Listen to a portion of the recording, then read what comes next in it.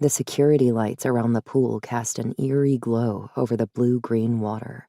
Coupled with the pool lights under the water's surface, the midnight darkness seemed to be flooded with daylight. Krista Otero shivered, but not from the cool night breeze. She cringed as she listened to the whispered giggles and subdued shrieks of delight as her friends slipped into the water. "Come on," Brian Sanchez, water streaming off his head and down his shoulders from his dive into the pool, called to her in a whisper.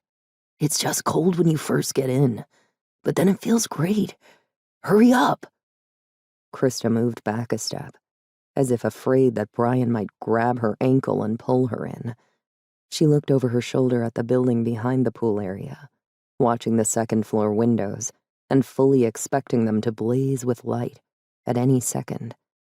She never should have gone along with this idea, to slip into the Black Horse Campground with a group of kids from the senior class and have an after-hours pool party.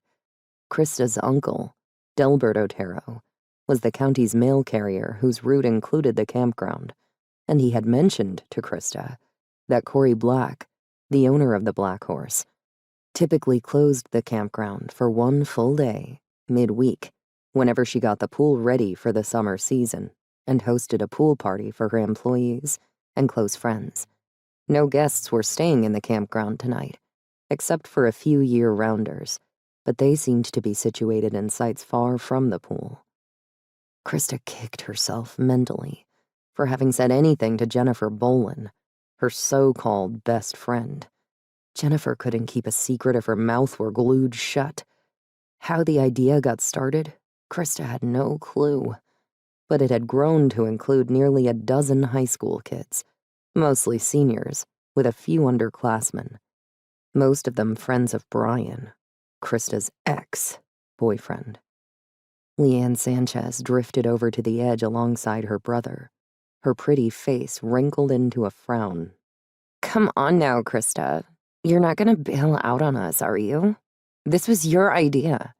"No, it wasn't," Krista hissed, not quite making eye contact with Brian.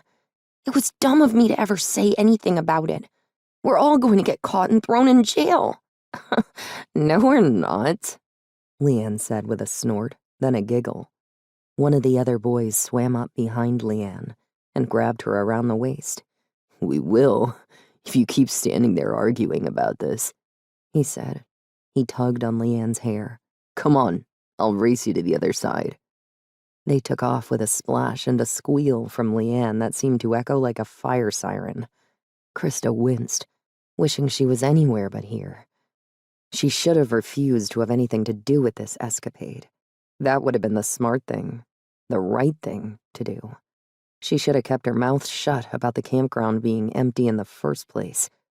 She felt a chill when Brian slipped out of the pool and came up beside her, towering over her by about a foot.